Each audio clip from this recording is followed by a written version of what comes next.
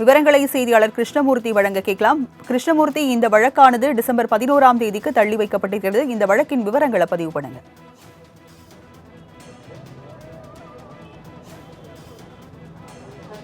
வணக்கம். 2016 முதல் 2021 அதிமுக ஆட்சி காலத்தில் நெடுஞ்சாலைத்துறையில் பல்வேறு முறைகேடுகள் நடந்துள்ளதாக அறப்போர் இயக்கம் சார்பில் குற்றச்சாட்டானது வைக்கப்பட்டிருந்தது. நெடுஞ்சாலைத்துறையை வசமிருந்த முன்னாள் முதல்வரும் தற்போதைய அதிமுக பொதுச்செயலருமான எடப்பாடி பழனிசாமி தரப்பில் அவருக்கு சார்ந்த அந்த துறையில் பல்வேறு முறைகேடுகள் நடந்துள்ளதாகவும் சுமார் 962 கோடி ரூபாய் தமிழக அரசுக்கு நஷ்டம் ஏற்படுத்தியதாக கூறி குற்றச்சாட்டப்பட்டு அறப்போர் இயக்கம் சார்பில் குற்றச்சாட்டுகளானது தொடர்ந்து வைக்கப்பட்டிருந்தது.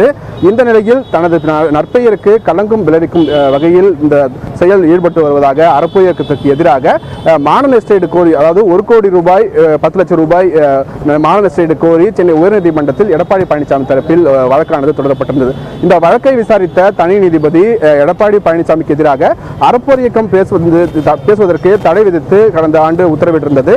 இதனை எதிர்த்து அறப்போர் இயக்கம் சார்பில் சென்னை உயர்நீதிமன்றத்தின் 2 நீதிபதிகள் அமரும் முன்பாக மேல்முறையீடானது அறப்போர் இயக்கம் தரப்பில் வைக்கப்பட்டிருந்தது.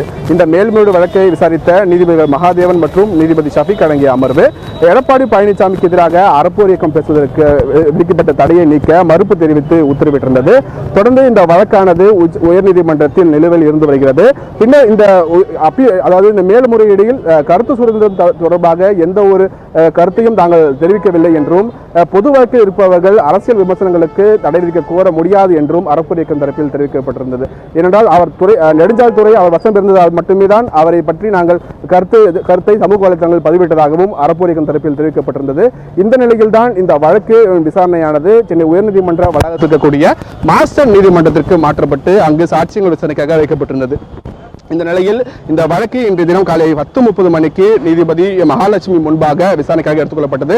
அப்போது அதிமுக பொதுச் செயலாளர் எடப்பாடி பழனிசாமி நேரில் ஆஜராகி சாட்சியம் அளிப்பதற்காக வருகை தந்திருந்தார். பின்னர் இந்த வழக்கு சம்பந்தமான அனைத்து ஆவணங்களில் சம்பந்தப்பட்ட கேள்விகள் அனைத்தையுமே நீதிபதி முன்பாக வைக்கப்பட்டிருந்தது.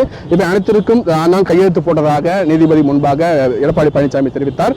இதையடுத்து வழக்கின் விசாரணையை வருகிற டிசம்பர் 11ஆம் தேதிக்கு தள்ளி வைத்து அன்றைய தினம் விசாரணை மேற்கொள்ளப்படும் என்றும் நீதிபதி தெரிவித்திருக்கிறார். அன்றைய தினமும் எடப்பாடி பழனிசாமி நேரில் ஆஜராகி சாட்சியம் அளிக்க வேண்டும் என்றும் நீதிபதி தெரிவித்திருக்கிறார். சரவணன்.